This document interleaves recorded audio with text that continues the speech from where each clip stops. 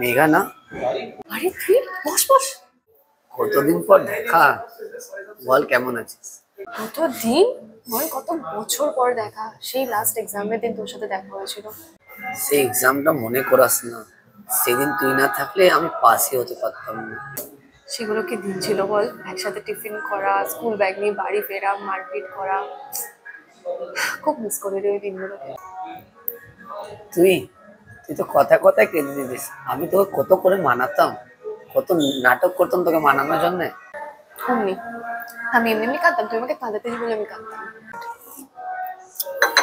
চল তোকে একটা জায়গায় নিয়ে যাই, চল চল চল।